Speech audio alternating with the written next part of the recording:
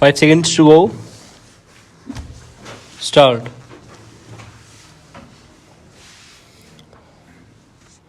During a visit to the UK last week, WhatsApp's head Will Cathcart said that WhatsApp would not comply with the country's proposed online safety bill, which will in effect outlaw end-to-end encryption. Mr. Cathcart said that it was the first time a liberal democracy was attempting to block a secure product. E2E encryption ensures that a message can only be decrypted by the intended recipient using a secure decryption key that is unique to each sender recipient pair to each of their messages. Decryption, even by the messaging service provider, is impossible, even if the platform's servers are compromised. Without the intended recipient's decryption key, only a garbled string of characters will be available. Over the last few years, E2E encryption has been steadily gaining ground. It is offered by default on WhatsApp, single, Apple's iMessage, and FaceTime, and is an option on Meta's Messenger and Telegram.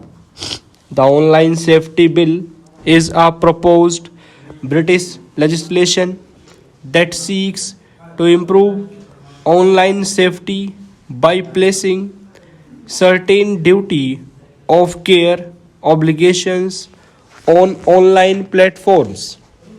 Most of the criticism is directed against Clause 110 and Clause 110 of the OSB, which empowers the British Telecommunications Regulator, the Office of Communications, to issue notices to most kinds of internet service providers, including private messaging apps and search engines, to identify and take down terrorism content that is communicated publicly, and child sex exploration and abuse content that is communicated publicly or privately, and to prevent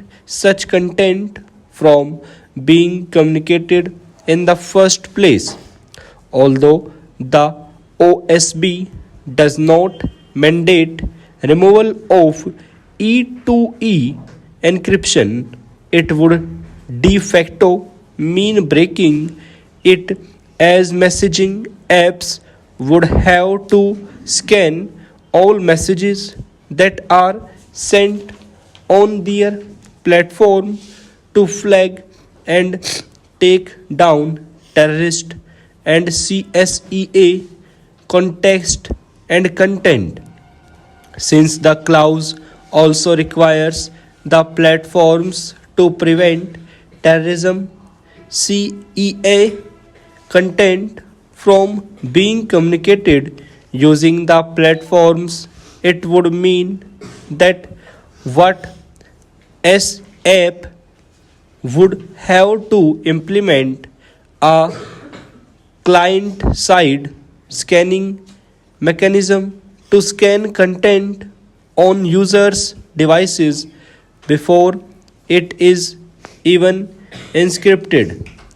For this, they would need to rely on algorithms that are only not very sophisticated and do not understand context.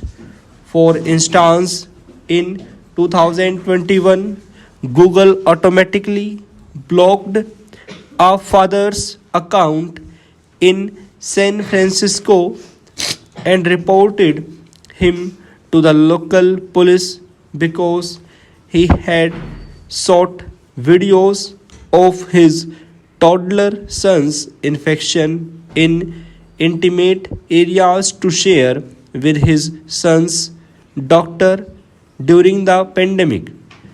Privacy and free speech advocates, as well as multiple members of the British Parliament, view this bill as a disproportionate step that allows the state to maintain and mandate bulk interception and surveillance.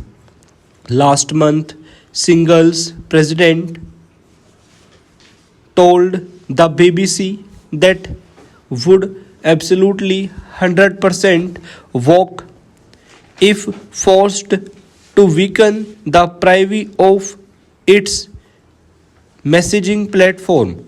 In a blog post, she wrote, is either broken for everyone or it works for everyone. There is no way to create a safe backdoor.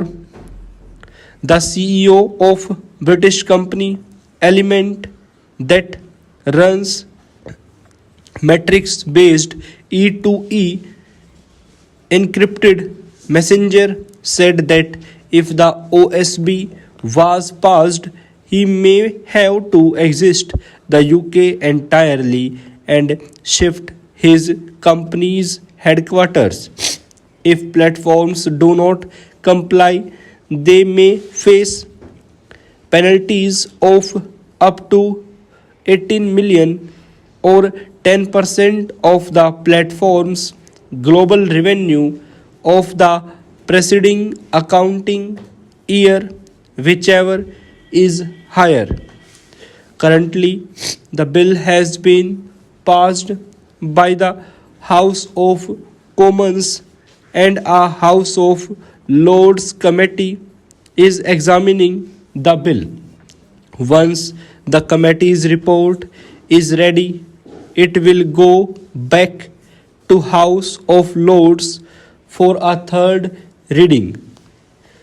Through the Information Technology Guidelines and Digital Media Rules 2021, the Indian government made it mandatory for messaging platforms with more than 5 million users in India to enable the identification of the first originator of a message, or what is commonly called traceability. This is not the same as asking for scanning and flagging of all encrypted content. It is about getting to the first person who sent a message that may have been forwarded multiple times. In India, WhatsApp did not threaten to leave the market. It instead sued the Indian government over the traceability requirement.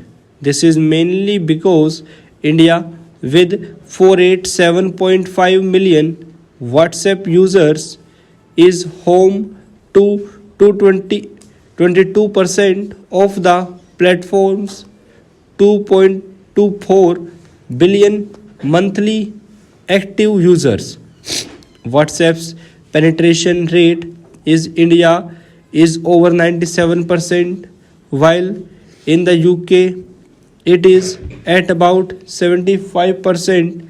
Moreover, the UK with 40.4 million users accounts for little less than 2% of global users.